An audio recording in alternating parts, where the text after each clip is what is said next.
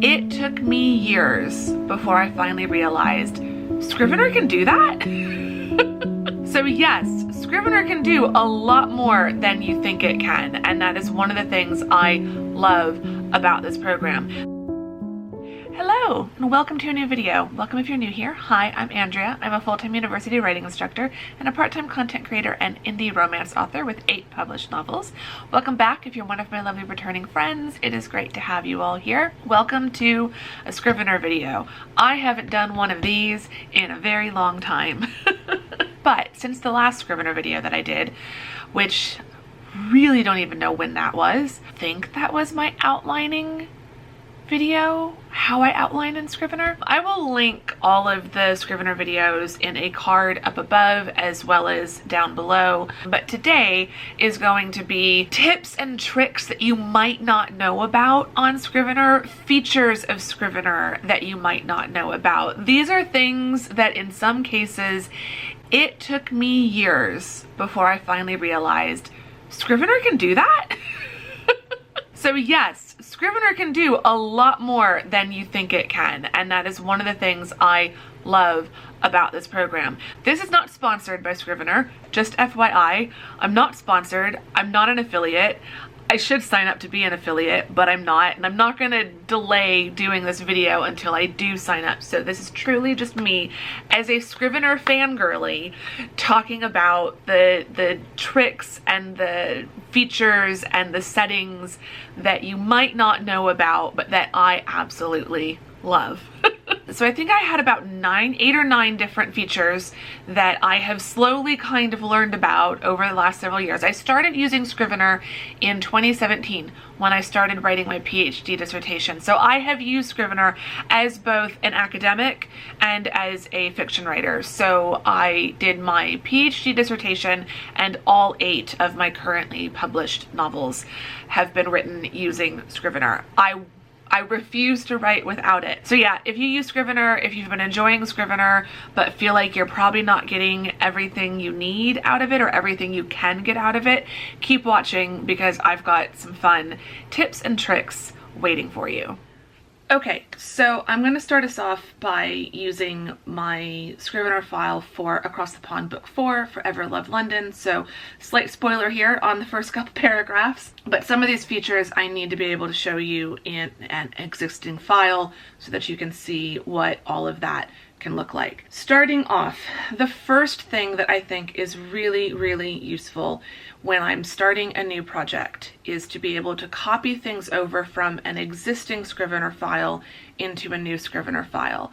So in my binder, on the side here, you can see that I've got my manuscript file at the top, and then I've got research stuff at the bottom. And so in the research area, this is where sometimes I want to copy things over to another file. So if I want to take character notes or place notes or timelines or publishing notes, or there's all kinds of things that I might want to copy over. If I wanted to do that, I open up, when I'm doing a new project, I will open up the old project. So you right click on the file, the section of Scrivener that you want to copy over. It'll open up this menu. So you can move things around within the Scrivener binder. You can move it or copy it to a different section, or copy to project. So if I want to move this over to a new project, let's say Scrivener tutorials is something I've set up for this video. So let's move this publishing calendar over to that file. I go to the file I want to copy it to, and then I go to the section of that file I want to copy it to. So I can copy it to my research folder in that other file. We can then come to the other file and open up the research folder, and there's the publishing calendar from the other file. So this is fantastic. If we switch back to the other folder, a lot of times what I will do is take notes from my other folders and just move them forward and copy them into the new project. And then I have all the existing notes and ideas from the old project that I can keep building. So this is a great way of slowly building out a Bible. I have not kept this up very well. As you can see, like as I'm noticing, I don't seem to have a lot of notes in my Across the Pond 4 file. Some books have this a lot more than others, but it's hard for me to show you that and show you how built out those can be without giving away spoilers. So it's definitely something to play with, but as I showed you, all you do is you right click and then copy to project and then choose the project you want to move it to, and there you go. Then it's all moved. The next trick is windows and layouts and opening up different windows in your Scrivener file. So if I go back to chapter 1, let's say that I also want to have open my editing notes page. So I'm going to go to chapter 1 and then I'm going to go into the top corner of the main writing processing window. So not all the way over into the inspector. So quick recap for people who are new. This off to the side, off to the left-hand side of the screen, that's your binder. That's your binder organization. That's where your manuscript is and all of your research and notes and all of that goes. In the middle window, this is your main writing space. And then off to the side here, this is your inspector. You can close your inspector by clicking the blue button here at the top. Click the blue eye and your inspector goes away. It gives you more room to write. Or you can have all three open. You can also resize these so that they take up more or less space. If you hover over the edge, you'll get to a point where you get that double arrow. And you can make this as wide or as narrow kind of as you want. That's as narrow as it will go. You can do the same with your binder over here. You can make that really wide or really long. So if your chapter titles are longer and you just need a little bit more space to be able to see them, you can do that. You can kind of see with acknowledgements down here, if I make this smaller, then that gets cut off. So maybe you want to be able to see your full chapter titles or something. So you can make the sides wider or narrower and then that just takes up more or less room of your main space in the middle. Of this main space, I've got one element open at the moment. I've got my manuscript open. But if you come up to the corner and click on this double pane window here, so you can see when I'm in single view, it's doing a sign of like a double. It's got like a line down the middle. So that takes us into split view. When you're in split view, it now is a single and you can toggle and click it again to get back to single view. Whichever one is highlighted, that is the one that you're currently active in. So if I click back over here, now this one is active. If you then change it here, then it changes it in that window. So you don't want to select something from your binder unless you're in the window you want to change. So if I want chapter 1 in this window, I need to go back up here and select chapter 1, then come over here, select this window, and then I can switch this to my editing notes. This would let me work on a section of my manuscript while also being able to see my editing notes. And just like with the other windows, you can make this wider or narrower by hovering over and getting that double arrow icon. So if I only want a little bit in my editing notes, you can also resize how big that is, how big each window is by coming down to the bottom where it's got 100% or some other kind of percentage. So I can make the 75%, make the font smaller, all of that stuff, and be able to still see my notes but have the editing screen be the majority. So that's if you want to have everything split view in one window. But let's say you want to have it open in another window, because one thing you'll notice is I have, when I'm clicked into chapter 1, you can see all of my notes. Also, you can click to close inspector here and just have these be the two things open. But sometimes you want to be able to see your chapter, your editing notes from your research file, and the inspector with all of your notes or ideas for that particular chapter. And so if you're on a single screen, this lets you do everything on a single screen. But let's say you've got an external monitor, or let's say you want to be able to see everything in your chapter 1 notes, your synopsis card, your notes section, while you're clicked into your editing notes. You can see that when I toggle between the two, everything in the notes section and the synopsis card disappears, because my editing notes file has its own synopsis card and notes section. So let's say I want to be able to see this information even when I'm working in this other window. I would then want to open the editing notes into a separate window. So how do you do that? I would, at this point, close to go back to just chapter 1. I would come down to editing notes in my binder onto the side. I would right click and then go to open, and then open in quick reference. And then that pops that open as a separate window that I can move however I want. So I can resize this just as you would with anything else. I can resize the other Scrivener window. So even if you're still working on one screen, you can still have it open like this. And then you can see when I'm clicked into my editing notes, I can still see everything in chapter 1, including the notes and the index card. But if you're working in an external monitor, you can have one section open on your external monitor and then 1 or 2 quick references open in another section, open on your external monitor, or however you want to arrange it. You can also open multiple things as a quick reference. So if we come down to publishing calendar, open as quick reference, we've popped that open. I can make these bigger or smaller in a bunch of different ways, and so I can have this arranged however I want. The bonus of this is all of these different windows are all in the same Scrivener file. So you could have Scrivener open in one window, Apple Notes open in a second window, Microsoft Word open in a third window. Like, you can have notes scattered in a million different places and open in different programs and different apps. But then you're having to save things in different programs and different apps. When you're using the quick reference feature, everything is in Scrivener. And so quick reference allows you to pop these open in different windows that you can move onto an external monitor, that you can resize however you want. Because if I open these in dual pane mode, the only way I can resize this is the width. I can't resize it otherwise. Now, there is an option. You can have multiple windows open in this main section as well. So if I wanted to have 3 windows, you go back to right clicking on the thing you want to open, click open, or hover over open, and then go down to in copy holder.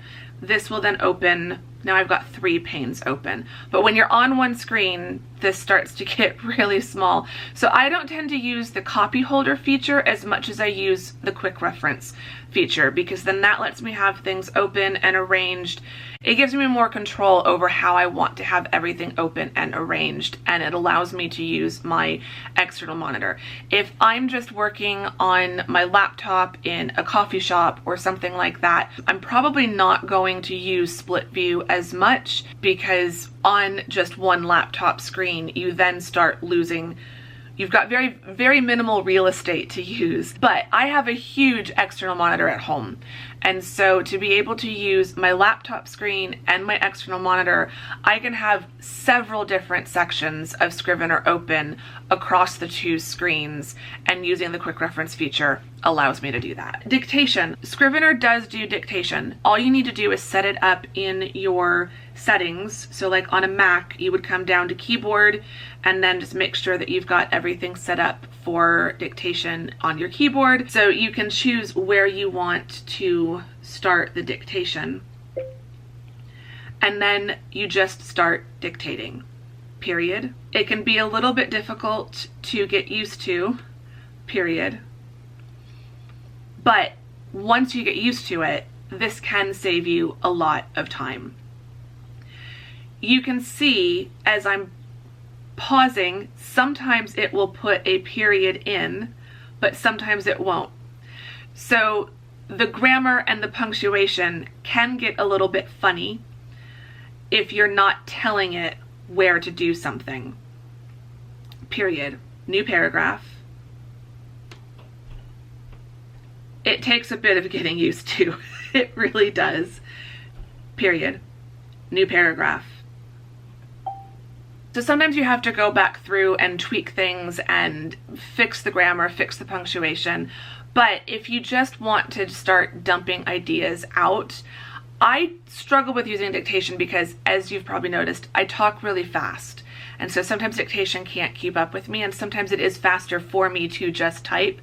But I have gone through times in the past where I've been dealing with massive wrist pain or pain in my finger joints, and typing is just really, really difficult.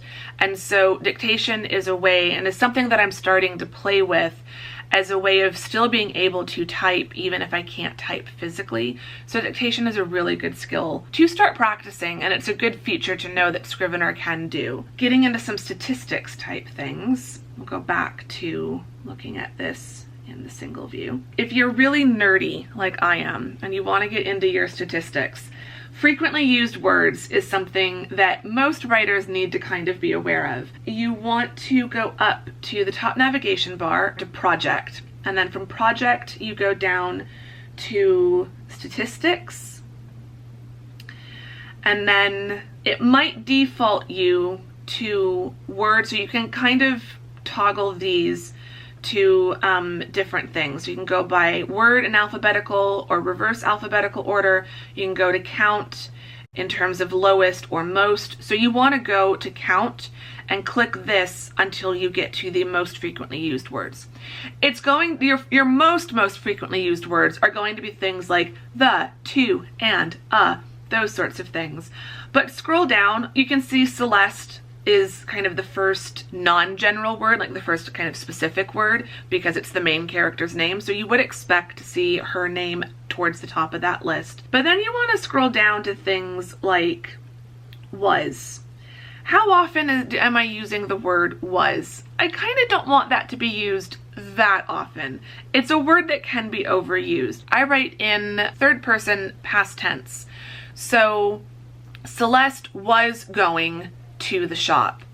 That's correct grammatically, but if I'm using was plus the verb all the time, it gets repetitive. So I could say Celeste went to the shop. But you can keep scrolling down and just see if there's anything else that you want to make sure you don't have. Just is something that I'm trying to be a lot more conscious of. She just felt this way or that, or if we just do this. It's a word that I can overuse, and so that's one that I kind of go through and just make sure that I'm using it strategically and I'm not using it unconsciously, if that makes sense. So this is a great way of looking through and just seeing if there's any sort of quirks of your own writing that you know you tend to overuse a word. This would let you see how much you're actually using it. So linguistic focus is another statistic to be aware of, similar to frequently used words. So you go to edit in the top menu, and then spelling and grammar, and then linguistic focus. And then from here, you can choose different things to focus on. So direct speech, and you can see in the window here, it has highlighted, it's kind of grayed out everything that is not dialogue. So this can let me scroll through a chapter and see how much dialogue I have compared to how much non-dialogue. Then you can toggle to nouns, so now I can see kind of more bold where all my nouns are. Pronouns. You can also choose how much to fade, so you can really kind of white out everything that's not a pronoun or everything that's not direct speech. Or you can have it not faded out at all, but then that kind of defeats the purpose. You can't really see things. So you can kind of select how much contrast you want between the two. You can see verbs, adjectives, adverbs, prepositions, and conjunctions. This I find is really helpful in the kind of line editing stage if you're kind of trying to make sure where you're using, like how many conjunctions you're using or how many prepositions, how often you're using adverbs and what kind of adverbs. This kind of allows you to see these things in a little bit more of this kind of stark contrast, which can be really helpful. So that's linguistic focus. Now, another really fun one is name generator. I really like this. Sometimes you have a new character and they're not someone massively important. They're just kind of a secondary or even a third level character, and you need a name, and maybe they are important, but you don't want to slow yourself down to think about the name just yet. You just need a name. And if your brain is like mine, sometimes when it needs to think of something specific in the moment, it can't. So the name generator is really great. Go up to edit, and then go to reference tools, and then go to name generator. And this will open up a different box. You can choose a male name, female name, or either. You can attempt alliteration, double-barreled surnames, forenames use initials only. You can decide you want a forename that starts with a certain letter or ends with a certain letter or contains something. So we could do forename starts with A. You can do the same thing with surname, ends with S, and you can also then choose different kind of countries or regions. So you want a Finnish name, or you want a German name, or we've got Hindi and Indian, Irish, Italian, Japanese, literary surnames. Maybe I want her to have, so some of these are already selected.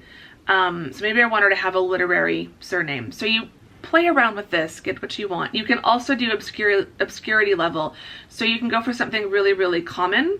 Amanda Strong, Amelia Stone, Anne Scott. Or you can go with something really obscure, regenerate, and get names that are much less common. This is fantastic. So this is one of those things where you can spend a lot of time playing with this, but you can play with this and use it to inspire names and maybe use a combination. So maybe you like this, you know, maybe you like the last name Shelley, but you like the first name Amy spelled with an IE at the end. Or you can use the name exactly as it's generating. I have just found that this can be really, really helpful to either generate some ideas for me to then keep thinking about, or it's a good way to just give me some names that I can just use and then come back and play around with later. So really, really love the name feature, the name generator. This is something I discovered a couple years ago. I definitely use this, not so much for main characters, but I will use it for a lot of the secondary and like third and fourth level characters. I don't like overthinking the name of a character who's only ever going to be in one scene in one book. The name generator is great for that. Now I want to show you writing history. This is another one that I have used a lot. This is great if you like tracking your writing history statistics. So go up to project and then go down to writing history. And this will give you your full writing history for a project. Every month, every day that you wrote, and how much you wrote in that month and in that day. So if we go to like, here, this is July, June, April 2024. This is when I was editing it. So we go all the way to the bottom. I started working on this project in July of 2022. I did a bit of work on it in August, a tiny bit in October, but November was the first really big month. I did 60,000 words. So this shows me the total word count for that month, but then this also shows me every day that I wrote and how much I wrote in that day. You can look at months only, so I can look at just my monthly totals. You can look at days only, or you can look at months and days, and you can show history in words or in characters. I wouldn't ever really look at it in characters. And then at the top here, you can see how many writing days total this one project took, and average word per day in the draft as well as elsewhere. So it's also looking at in your draft. So it's also looking at in your draft, and it's looking at others. You can see in some of these sections, most of these other is 0, but every now and then other has a word count, and that shows that I was writing notes and adding things into a different section of Scrivener. So that's writing history, and you can export this, which I think is really, really cool. So you can have a file separate that shows all of your statistics. But as long as you keep the Scrivener file for that project, you can always access it. So I've never really exported it. So that's writing history. Now, snapshots. So let's say that this is first draft, and I now want to start working on second draft. We should change this to fake chapter 1. So here's chapter 1. I finished chapter 1. I now want to start editing for the second draft of chapter 1. We've got some errors and some things we need to fix anyway. So come up to Documents, and then Snapshots, and then take Snapshot. You can also take Snapshot with the title, where you get to title it. I don't usually do that. I always forget. So take your snapshot. I don't know if that will have come up on the screen recording or not, but you might have just heard a little like camera shutter sound. That tells you that it's taken a snapshot. You can also see over in the binder section, this file up here has completely square corners. The chapter 1 file, because we have a snapshot, now has a folded corner. That tells you it has a snapshot that's been taken. You can view snapshots over in the inspector area by clicking on the camera. This now has a little dot over it, which tells you there's now been a snapshot of it. So here's our snapshot. So I can now come in here and fix some of these. We can delete that extra space. We can put a space there, so you can change things a bit. And now when you look over here, you can do compare and see the changes that you've made. This is really helpful when you're getting into some serious edits. Like, let me see, we can look at the snapshot of chapter 1. There were a couple different snapshots, so we can compare kind of what the first draft looked like. And you can see here, there were a lot of changes that I made. So you can kind of compare. You can also choose to roll back. So you can also choose to roll back and go back to the original version. The last tool is text tidying. This is really, really helpful if you have an older document that is maybe formatted in a different way. So if you go up to Edit and then down to Text Tidying, you can see there's a few different options that it gives me. And you can play around with all of these and see what you actually need. But I intentionally wrote this paragraph with extra spaces. So replace multiple spaces with single spaces. If you click that, it's cleaned up all of those extra spaces. So once upon a time, we used to put 2 spaces after a period or after a full stop. Now we only do 1. I know I have several old documents, including the original version of an old first draft of my fantasy novel that had 2 spaces after every period. To manually go through and clean that up in an entire document would be really time consuming and really annoying. And Scrivener can fix all of that for you. But it can also remove extra spaces and things like that. So it can be really, really helpful for a lot of those just little formatting things that can be kind of irritating. So yeah.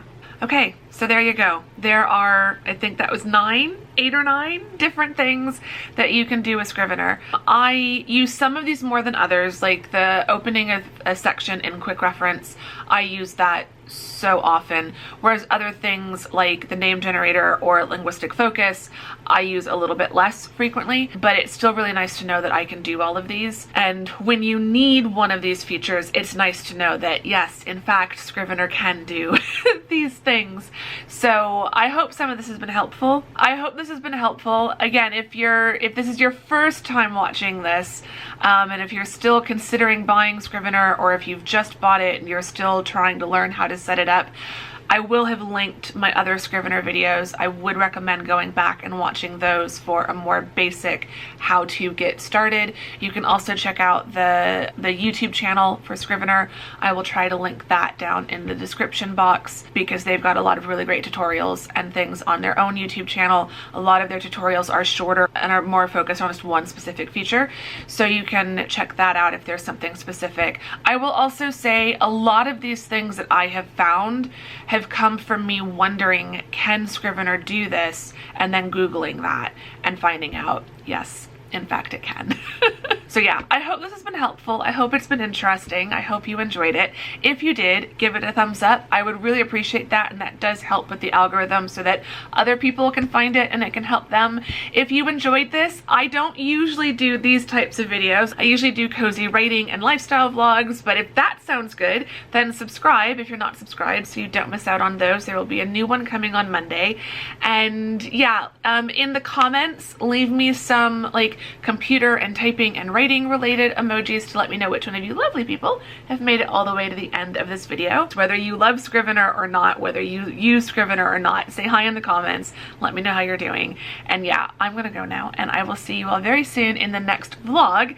Thank you very much for watching this video. Bye!